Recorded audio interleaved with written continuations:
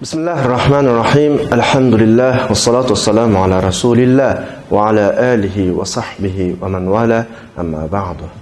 Hürmetli qarindoshlar, biz bugün muşu söhbetimizde ortaklaşmakçı olan mazmun bugün hemimizni qaplagan bir xil endişe, kelgüsümüzden ensirash, yollarımızdan qarang'ulishi, özümüzün hayat hizmetimizden vaz geçip bir kişilik can beqish meselen yoki pervasızlık holatiga berayotgan bugungi navbatdagi ahvolimiz. Navbatdagi ahvolimizda bizning siyosiy, iqtisodiy jihatdagi sharoitimizning kundan kunga tarishi, imkoniyatlarimizning ozlishi, düşmanning olsa siyasi, iqtisodiy jihatdagi o'rnining zo'rayishi kundan kunga bizni qisitishi natijada hammalarning kallasida bu xil savollar, men nima ish qilaman, kelgusimiz qanday bo'ladi, nima ish qilamiz degan savollar paydo bo'lmoqda. Tabiiyki paydo bo'lishi to'g'ri. Chunki hayot sabab natija qonuniyati hukm surgan bir hayot. Biz şeylarga hukm qilishda yoki tirishishda mushu qonuniyat bo'yicha tirishimiz, mushu qonuniyat bo'yicha yashaymiz. Sabab bor, natija bor. Hozirgi umum vaziyatdan qaragan vaqtda bizning kallamizga shunday xayollarning kelishi yoki shunday bir vahimalarning bizni tushunib olishi normal ahvol. Ammo biz unutgan bir haqiqat bor. Men bu haqiqatni sizlar bilan bugungi mushu suhbatimda o'rtaqlashish uchun paran qilyapman. Bu haqiqatni o'tirib qo'yishdan ilgari men Qur'oni Karimdagi mushno munosabatlik bir qissani sizlar bilan o'rtaqlashay. Hammalarga ma'lum, Maryam alayhissalom tug'ilishdan ilgarilar onasi Baytul Muqaddasning xizmati uchun nazar qilib o'tgan. Tug'ilgandan keyin Baytul Muqaddas xizmatchilari o'tirida kimning kepil bo'lish, turmushidan xabar olish, ko'ngil bilish haqida da'talashga tushib, Zakariya alayhissalomga ayrilgan. Zakariya alayhissalom Maryam alayhissalomni kichik vaqtidan tatib beqib, cho'ngitib, kundalik turmush lozimliklari bilan ta'minlamadi. Zakariya alayhissalom Maryam alayhissalomning qashig'iga kirsa, o'zi akirib bergan turmush lozimliklaridan boshqa, o'zi akirib bergan narsalardan boshqa har xil noz-u ne'matlarni Maryam alayhissalomning qishida uchirtdi. Bu mazmun shu Sura Al-Imronning 27-oyati, 28-29 oyatlarida shu mazmun tilga olinadi. Ya'ni kullama dakhala alayha Zakariya al-mihrab wajada 'indaha rizqa. Qala ya Maryam anna laki hada. Shu vaqtida Zakariya alayhissalom Maryam alayhissalomdan bir savol so'raydi. Chunki o'zi akirmagan narsalar Maryamning qishida bor. Maryam sirtqa chiqadigan qizmi emas, yoki sirtdagilar bilan aloqa so'g'an birmi emas. Normal dunyodagi sabab natija qonuniyati bo'yicha uning qishida uning nas bo'lmasligi kerak. Zakariya alayhissalom mushu nuqtadan Maryam alayhissalomdan so'raydiki, Maryam, bu narsalar sana nereden keldi? Qala ya Maryam anna laki hada. Zakariya alayhissalom ya kallasiga kelmagan yoki esidan chiqib qolgan yana bir qonuniyat, yana bir kuch, shu boshqa dunyodagi sabab natija qonuniyat nuqtasidan hayotdagi bu savolni so'rayapti. Bu savolni so'rgandan keyin Maryam alayhissalom Zakariya alayhissalomga ajoyib bir dars berdi bu yerda. Zakariya alayhissalom diqqat qilmagan yoki unutib qolgan bo'lish ehtimoli va bir haqiqatni aslidi. Deydi-ki, qalat huwa min indillah. Bu Allohning qishidan deydi. Ya'ni dunyoda ishlar sabab natija qonuniyati bo'yicha belgilangan. Biz dunyodagi hayotimizni yashash jarayonida ishlarga sabab qilamiz.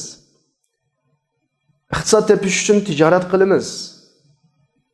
To'g'ri, ishlar bu bo'yicha ma'noda. Men shuni dastlabda deganimdek, bizning kallamizga kirib olgan, bizni chirmib olgan Şu oy fikirler del bizning mushu qonuniyatdan chiqqan natija. Ammo inson hozirlik qilib tutgan vaqtida, inson tayyor bo'lgan vaqtida, loyiq bo'lgan vaqtida bu qonuniyatning ustidimi bir kuch borligini tunib yetalaydi. Ya'ni u kuch o'zining amaliy kuchini ko'rsatadi. U qudrat o'zining amaliy kuchini ko'rsatadi. Maryam alayhisolamninki Zakariya alayhisolamga alayda diqqat qildirib bergan javobi dal mushu kuchni, mushu qudratni, sabab natijaning ustundimi bir qudratning borligini eskartish javobi. Dediki Allah'ның qishidan bu dedi. Yani normalda ishlar Zakariya alayhisolam akirib bersa, am buladigan yemeklik, yoki buladigan narsalar, yoki buladigan lozimatliklar bu sabab qonuniyatninki ifodasi bo'lsa, Maryam alayhisolam bergan javob sabab qonuniyatining ustunda bir kuch, bir qudratning borligini ifodalayapti. Musha kelgan vaqtda Zakariya alayhisolam Maryam alayhisolamning bergan javobidan ajoyib cho'ng bir darsni oldi. Zakariya alayhisolam qari bir buvoy, ya'ni farzand ko'rish davridan o'tib ketgan bir buvoy. Ayoli o'ziga o'xshash qari bo'lmay, uni tug'ish davridan o'tib ketgan. Uning ustiga ayoli tigidan tug'mas.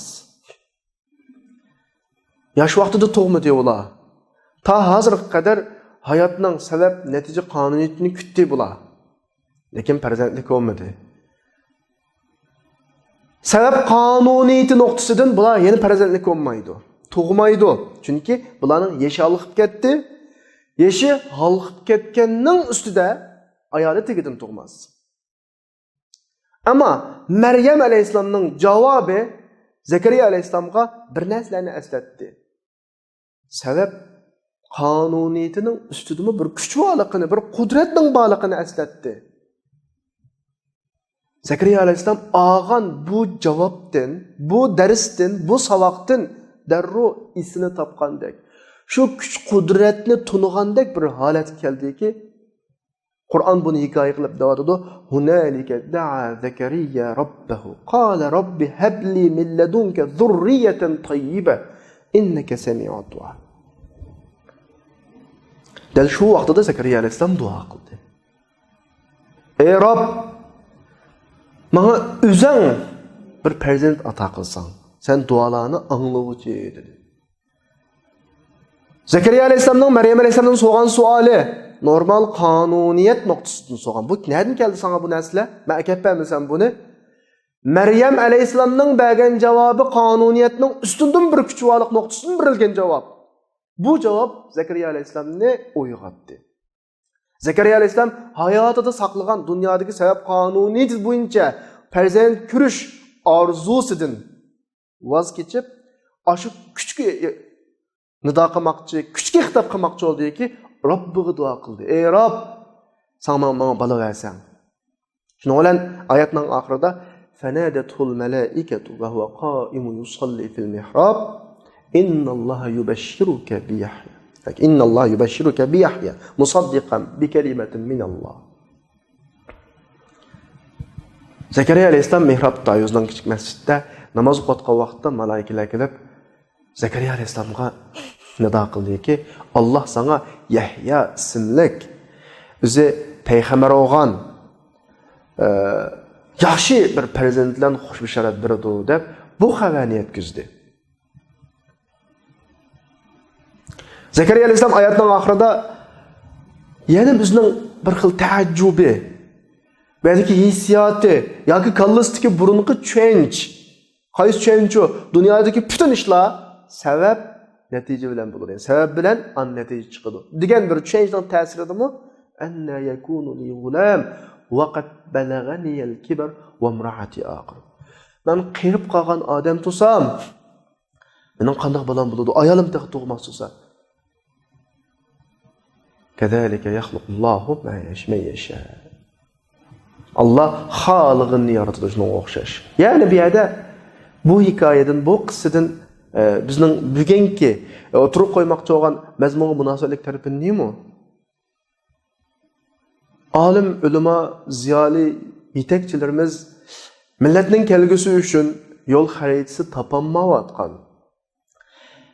Millat qaysi yo'lda mengishni, qanday shaklda mengishni, navbatdagi krizislardan qanday qutulishni bilmayotgan bugungi bir holatda, vaziyatda bizning yana bir esildigan tarafimiz bor.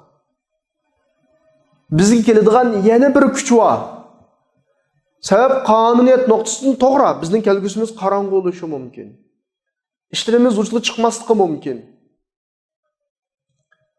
Şuna olab hammaylar ruhimiz tushib, o'zimizning bir kishilik ishlar uchun hayotga singishib ketish uchun yo'l elishtirimiz mumkindir. Bu dal bizning dushmanning kutayotgani. Ammo Allohning kutgani unda emas. Allohning rahmatidan faqat kofirlar umid uzadi. Madem biz mu'min ekanmiz, bu dünya sebep kanuni bulup yaratılgan dünya olgan bolsa, dünyada sebep bolsa, sebep kılsak andaki neticesini kürüdüğün boğan bolsa, bu sebep imkaniyetli bizde bulmasa, ama biz şunun için bilmemiz gerek ki, sebep bolsa, sebepnin üstünde Allah var. Biz sebepli gücümüz yetmegen bolsa, ama Allah'a duayımız yetdi inşallah. Allah hem öylenni muşahil Allah'nınki qudratidan, muşahil Allah'ның rahmetidan nail buladigan, Allah'ның rahmetiga erishadigan kishilarning qatoridan qilsin. Va axiru da'vana alhamdulillahi robbil alamin.